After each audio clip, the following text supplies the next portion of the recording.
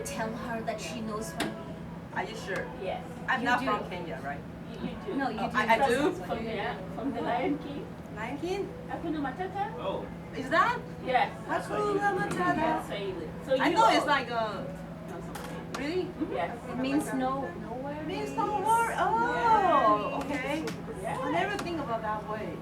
Yeah, So always. Yeah, it's pretty. That's what we used to respect the elders. So, Ernest, what happened there? oh, in Nigeria, it's respect is high. You have to respect your elders. So I think I want to show you what that looks like. Sure. Okay. So, in Nigeria, right, especially in the Yoruba culture, my culture, if you want to greet an elderly person, it's really similar to what you said. You don't call them by their name, but it's even more. You have to, as a guy, you have to prostrate flat. Wow. Yes, for an elderly person. This is what it looks like. You just go like this. Wow. Yeah, that's how you show respect. You're kind of telling them you've lived a really long life and we need to give you that respect. And the same thing goes for a lady, but the lady just goes on her knees like this and she gets back up. And it's really serious because if you don't do it, you're thought to be a bad child. Oh yeah, so I can give you an example. When I came here to do my master's, and I had to stay with my guardian for a while, and she's Nigerian, but she moved over here and she's lived here for quite a while, but you can't take the Nigerian out. And so I got to the house and immediately I saw her, instinctively I knew I had to prostrate for her. And so I just went there and I did that, and she had this smile on her face. It was like, she said, Omo Dadaniye, which means you're a really good child. Yeah, that's good, you got it. But with your white With anything, outfit, you actually went on the floor. yeah, even if it was rainy and muddy, you have to do that. Oh my. Yeah, I mean, some people have found the lazy way out and they just go like this. What? And you just spit with It's your not hands. respectful anymore. No. Yeah, just don't play. Halfway Yes. done. Yeah. So I read something about weddings and I think in China or Taiwan, I'm not sure. You wear red for your weddings, which is so different, right? Yeah. Is that true? Yes. So red actually is very kind of the meaning of the red is like you have good luck. So Okay. I don't want to share something interesting because so the bride and the groom will wear like the red outfit and the bride will have 6 up to 12 cars to escort him to the bride's house. Yeah, to kind of welcome the bride to his house. And after the groom arrives the place, and the bridesmaid will have a list of tasks that they will challenge the groom. For example, they need to make sure the groom is like financially well and also like physically strong. So they will have a list. So how old are you? Okay. So how tall are you? What's your annual income? What? Yeah. So do you have brothers or sisters?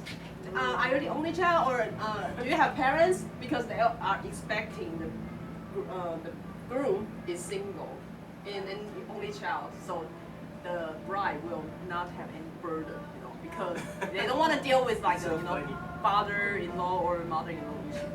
Wow. Yeah, they always want to move out. Yes. So you said that they had tests. What kind of tests would they have? Oh yeah, so the other one is like the food, about the food. So they will kind of make the food is really bad, They will try to test if the groom will still want to eat it. Yeah, because maybe the bride, her cooking skill is not so well, Yeah, so no, the girl needs to eat it all, so and still like show his love. It's not torture, okay? Yeah, no matter how bad food your wife serves you, you need to. No. Hey, you need to eat it. Okay, you know what? Why are you saying no? So you tell me about Nigeria. How did they do their weddings?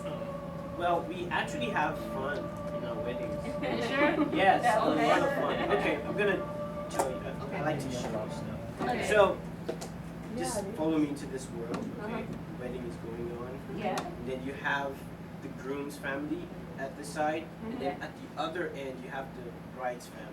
Okay. And so here the groom's family with the groom and the groomsmen, they walk, just the groom and groomsmen, right? They walk all the way to the bride's family and they prostrate, just like I showed you. They go down on the floor and the parents pray for them and bless them and bless their marriage and all of that. And then they stand up and the same thing happens in reverse. So you have the bride and the bridesmaids, they come all the way to the groom's family and they kneel and they get prayed for as well. And then they stand up and it's like fun, there's a lot of food, a lot of music. You have a lot of uninvited guests. Oh, you might have, like me. Yes, whenever there's food, yeah, you. But there's something really interesting in the Igbo culture, right? Yeah. So it's really fun too, I guess. Are you sure? Are you sure? Yeah, I think so. So the bride Yeah. actually does all the work. Wow. Plus, see, it's not fun. She's gonna have a cup, a wooden cup.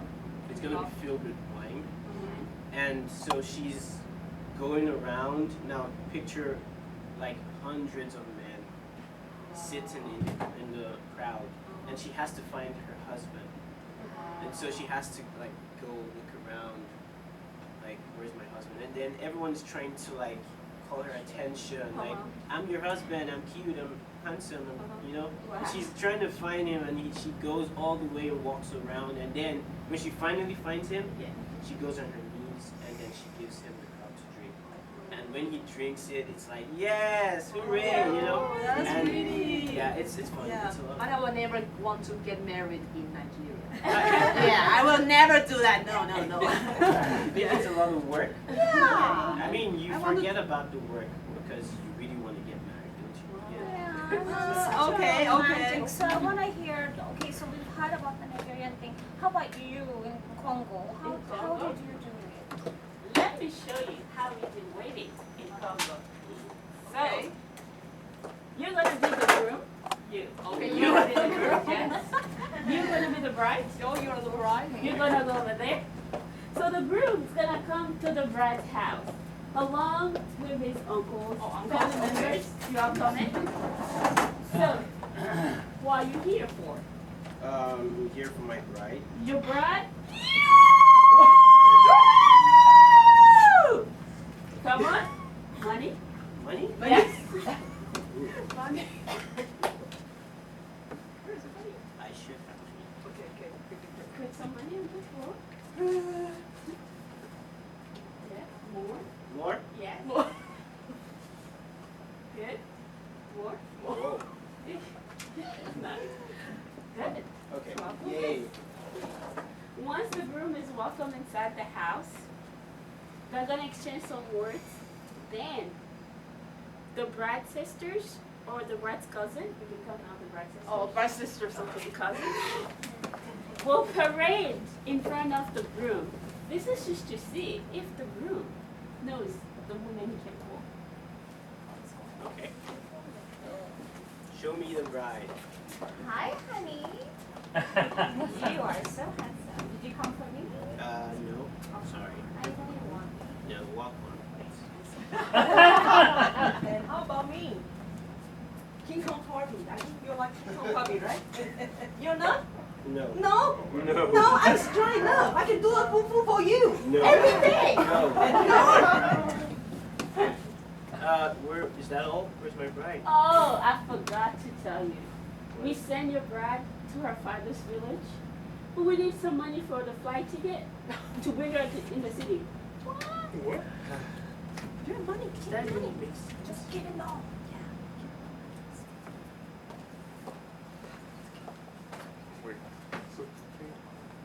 You know what happened? What? Apparently the plane doesn't have any gas anymore. What? But she's very close. If she gives me some money for the bus, we'll bring her closer to the city. What kind of plane doesn't have Of course gas? What? Okay, thank you. Please bring my bride. Yes. The bride's got a flat tire. Oh no. But she's literally 10 minutes away. 10 minutes away from the house. The taxi money will do it.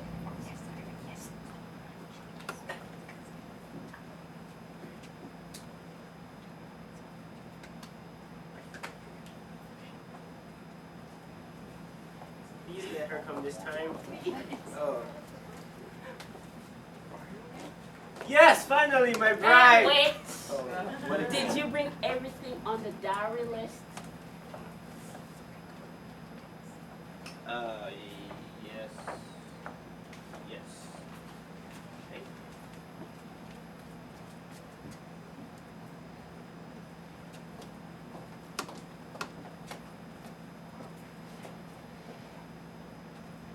Yep.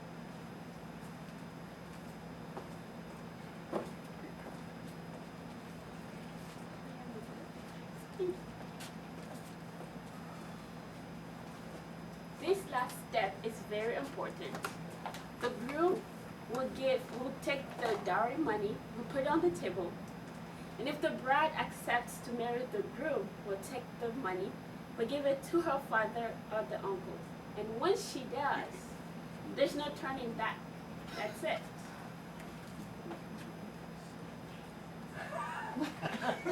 Oh my God.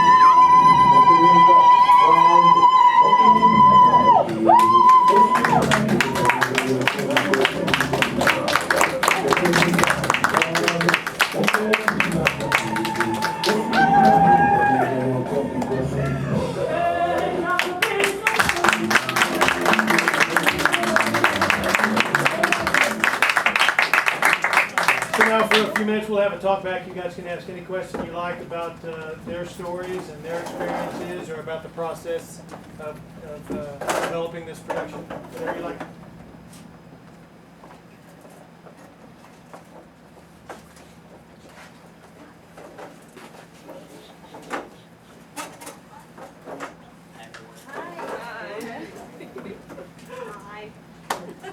I have something. Okay. Thank you all for sharing that with us. It was amazing and wonderful.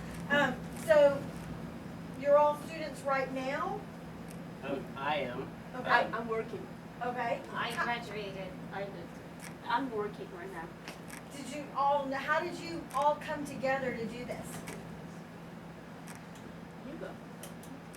Okay. Well, I put out an announcement at UTD and really didn't get much traction there. And I went through a gentleman named Ray Cotton who does a ministry to the UTD students.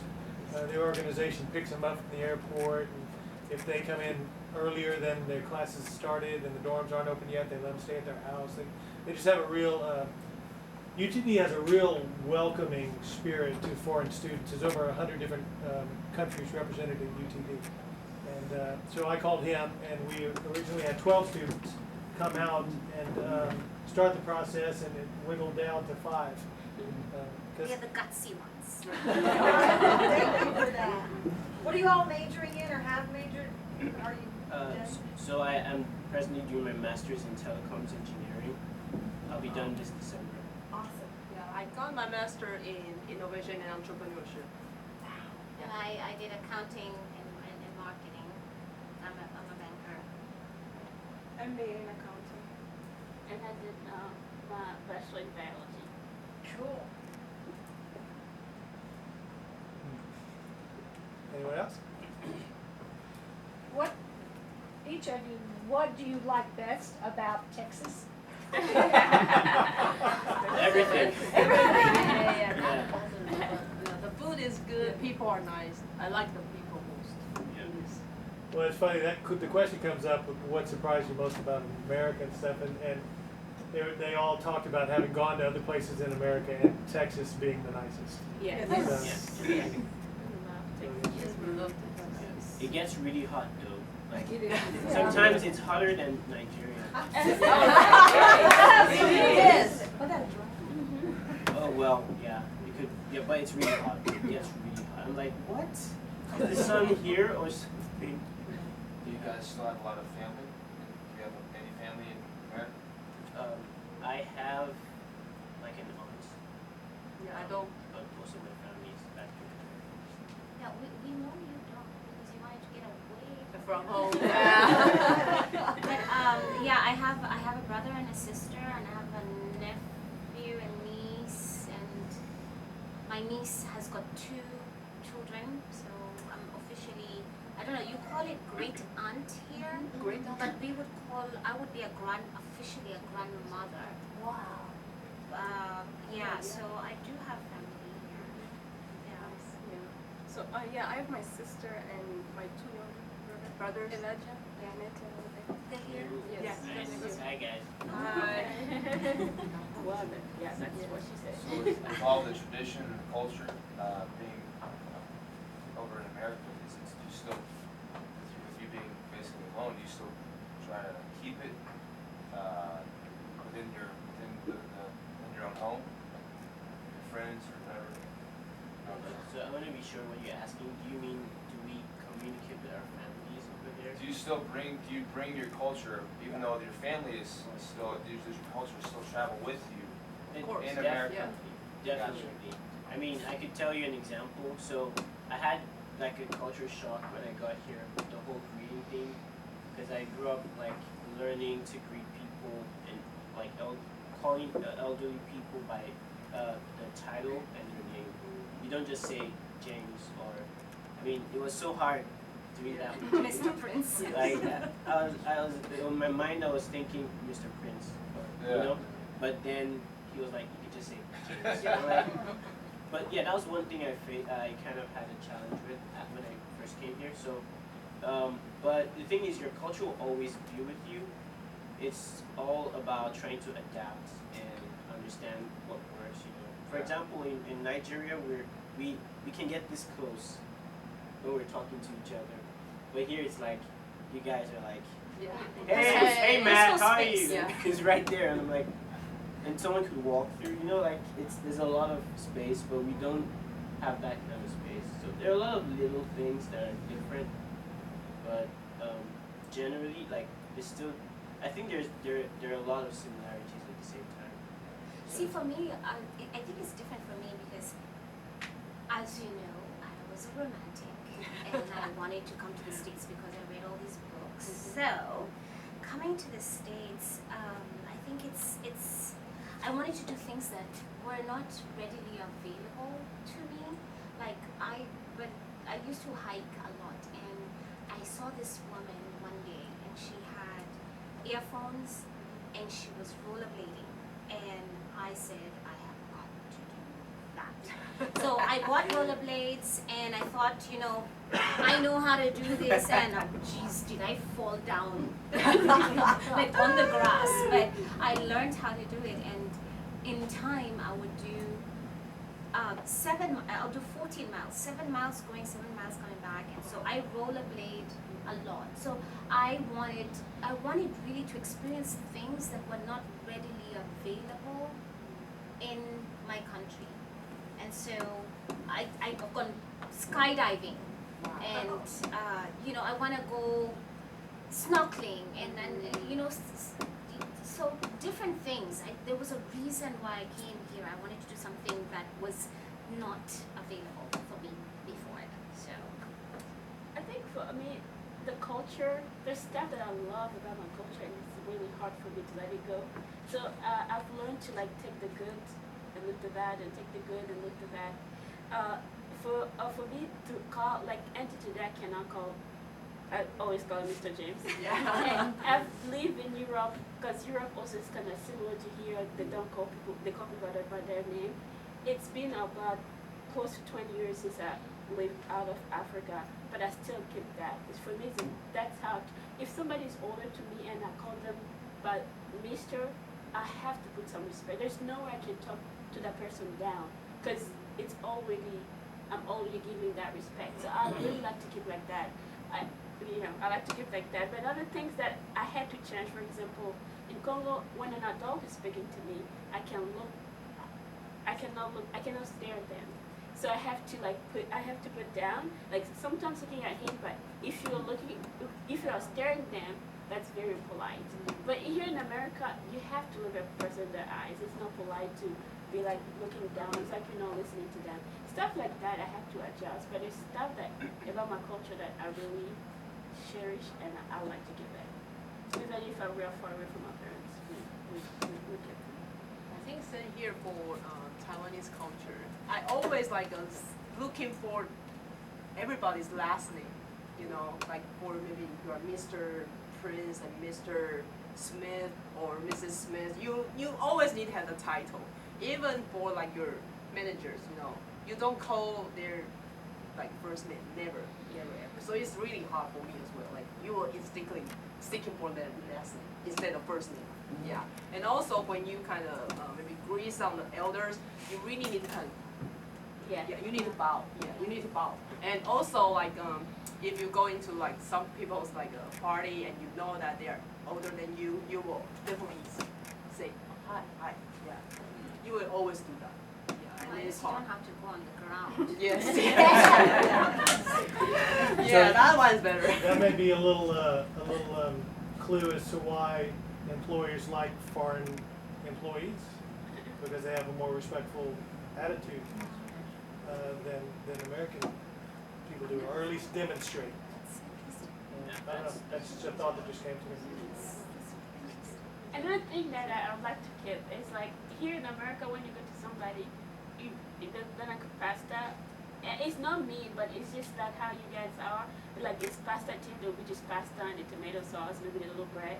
But when I try to invite a friend, I always try to have different meal because that's how we welcome people. I'm changing a little bit to like reducing it, but I'm not giving you just pasta and tomato or something. Please But keep your culture. I want you to keep your culture. But I'm gonna reduce it really down. But I used to cook like a lot of food, but Yeah. You have I have a question. Wait, we got a gentleman in the back here. Sorry, George. Keep Your command of English is very good. Did you know English before you came to America, or did you learn it after you got here? That's a great question. I think for me, English was my first language, really. So, yeah, and Yeah, your father, just with the yeah, like I said, in Nigeria, right, the official language is English. Oh, okay. Yeah, a lot of people don't know that. But the thing is, we really value our culture, so we also know our native language. But the official language at work, anywhere, is English. So you could go to Nigeria and actually be okay. There are a lot of people that have really thick accents, really thick, because like they probably grew up with their local language and then went to school and had to like learn how to speak better. I on the other hand already had, my dad from the onset was like, my children have to speak English really well. So he invested so much, like he wanted to know what they were teaching in phonetics and all of those kind of things in school, you know, to choose a school. So that's why it's been, I mean, I got to the US and I was talking with a guy, and it was after 5 minutes that he realized, oh wow, like I never thought you were Nigerian, because he was like, you speak so well, and I'm like, oh, a lot of people speak well, we do, yeah. But they should. Yeah, you should share. I like your story. So yeah, definitely English is not our first language. We speak French and Swahili. So we grew up in Belgium. We speak a little bit of Dutch, but the French is our first language and Swahili. So we had to learn English when we came. So we did not speak English at home. yeah, So, no English. So we took ESL. yeah, yes, English as a second language for like about a year, and then we started taking college classes after passing the ESL school.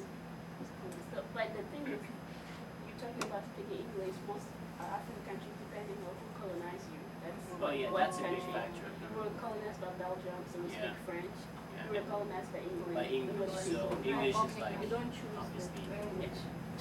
But I still really, I admire their story. Can you imagine? Colleges in itself is not easy. I mean, for the people who take it seriously, it's not easy. no.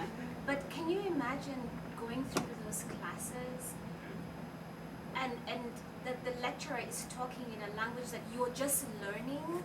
I so admire you for that. I really do. I really do. How about you? Okay, for me, so in Taiwan, English is just like a subject, like we learn in high school, like Okay. Spanish. But we learn it from our maybe 7th grade up to maybe college. So basically, our speaking is not so good, but reading and writing, I think we are very nice. We know a lot of big words, you know. But yeah, but we cannot say it. We have to read. Okay, I know this word. That's what happened to me when I come. My first year, I had this roommate. She was crying, and I was like, I can't speak. Like, there's I can't even say anything. Yeah. So I had to take my time and write the whole thing, Yes. telling her I saw I felt. I didn't know what to do, and I'm like, shh. I gave it to her, and they were like, Okay, yes. yes, yes, didn't speak to her. exactly. Yeah. Thank you. Thank you. You, in the corner, you had a question? Yeah, it's for Ernest. Which year did you arrive in the United States? What? Year you arrived in the What United year? States? Last year, January. So, basically you celebrate your first Christmas in the United States, right? Yes. Can you compare the Christmas here to back home? Good. That's a lovely question. And let me apologize for how I treated you in the first segment. That's my Was birthday. Yeah. We were told to act mean, so. Well, so- you weren't told that, I mean, you were told to just give nothing. Nothing. No, nothing positive, And nothing negative. Yeah, just. Just make It's all right. Okay. He's Yes. gone through it. He's international. He's my brother. Oh, Oh okay. yeah. So yeah, so there's a lot of, I mean, here Christmas is like a really huge holiday. It's like you just see a lot of, I mean, the lights, like every house has to have like, designs and like all of this stuff and fancy like it's. But back home we also celebrate Christmas, but it's more about the food. It's more about the food, and a lot of people go to church because like that's very important to us in Nigeria generally. Like Christmas is Christmas, and then there's a lot of like I said, there's a lot of food. But I mean, it was really fun experiencing Christmas here because it was like really I had already watched a lot of TV back in Nigeria, so I had cable, like I said. There was Disney Channel. There was I literally grew up with a lot of young people here because I knew the same things they knew. So when I got here, I had watched movies like Home Alone. I saw what Christmas looked like. So it wasn't really surprising, but it felt different actually experiencing it. Yeah, it's really fun here. I had to help my guardian who I stayed with for a while, like to put up lights. And she's originally Nigerian, but then she's like all about that now. So I'm like, okay, the U.S. has like rubbed up with you a lot. Yeah, so that's.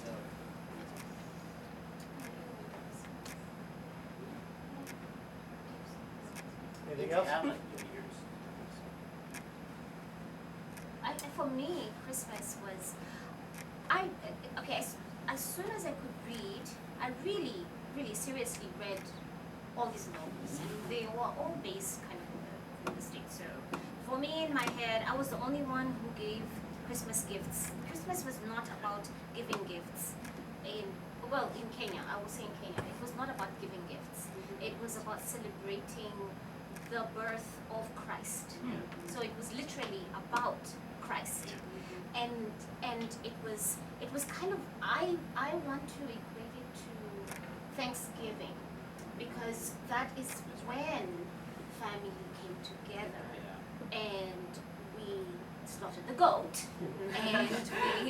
and we family was always there, and it was not just one day. Today we'll have it at my, our house, and then the next time we'll go to our uncle's house, and then the next day we'll go to my other uncle's house. So it was a celebration that we had like for the 10 days of Christmas, all the way until January. People hardly, even until today, honestly, people take vacation around that time. And like, hardly anybody's working from Christmas Day to New Year's Day. That's just time to let go and have family together and celebrate together. And it's not about gifts. We didn't have Santa Claus. I did, but not everybody did. Another thing that is a little bit different from us, we go to church on Christmas Day. We go to church, not like a day off, everybody's there. We go to church, then we will go party. And my dad always jokes, he's like, well, in Europe also it's like very light, there's all this light, beautiful. And my dad always says, you would think that, they really believe in Jesus in this country. And then when you come to our countries, we don't have that many lights. We still decorate in our homes, but it's not like a lot of lights here. But actually, I feel like we're a little bit more Christian than some of these countries. Hopefully, no, I'm not offending anybody. I have a question. Yes, sir. It's a personal question. Are all of you single, or is any one of you married?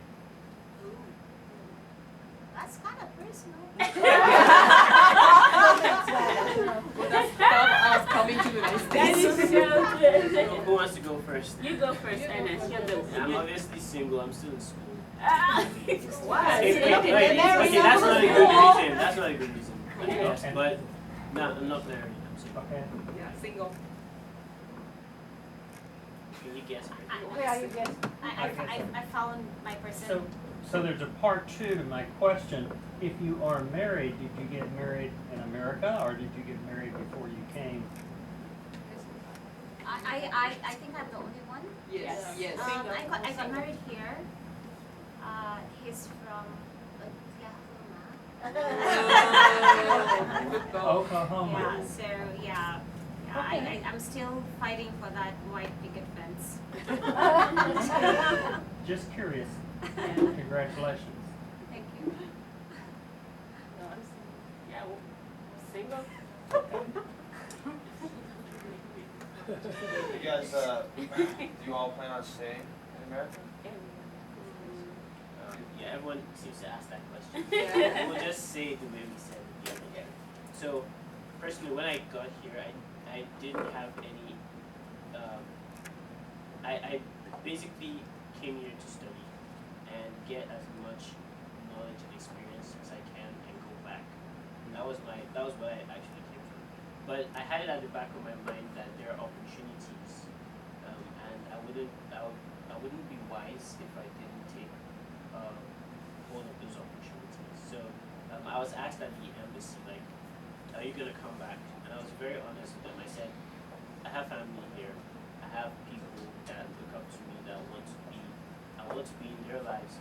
But if I do get an opportunity here that helps me build my skills and become really proficient at what I came to study, and they really want to keep me, why not?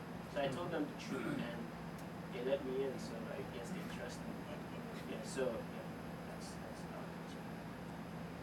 For me, I think anywhere is fine. As long, as long as the Lord wants me to go, I will. Yeah. So that's very important. Like I'm really serious about following rules. So like I was at the ISSO in my school, and I asked them, like, I need to know the dates. So when my optional practical training ends, I need to be out of here. I give them all. I had to know the dates because I don't want to be illegal. I've never been that kind of person to do that. And I frown at it a lot. A lot of people are desperate. Like, there's no need to be. Well, I have to get my white picket fence, so I'm staying here. Yes. That's just what I'm saying. I don't mind going back to Europe, but if I have an opportunity to stay, why not? Yeah, I like what you said, Chiao. It's for me, also I've always said, God, I want to be where you want me to be. It's very important for me, and right now I feel like this is where I need to be. And I've been working, but my prayer, I would love to be just a resident, just so that I can travel easily, not going through the same energy ever and be like, am I gonna come and stuff. Just having that freedom of being able to travel, because since I've started a non-profit back in my country, I would love to be able to travel. Do that. Sometimes they have issues that when they go back, they're denied access back in. Yes. So it's real important to try to get some sort of official status that allows you to come here. How long has it been since you guys have been back home and like how frequently do you try to see family? Even with the visa issues? I mean, I see my family every week on. Yeah, I call them. Yeah, so like I don't feel they're far away. You know, thanks to technology. So yeah, I feel like they're really close. They know everything I'm doing. They know I'm right here now. So yeah, but I know it's different. You know, you still want to be there with them. So it's something I'll definitely. I mean, if I get to stay and work here, like it's gonna be something on my mind to always want to go back at least for a few weeks and stay with them.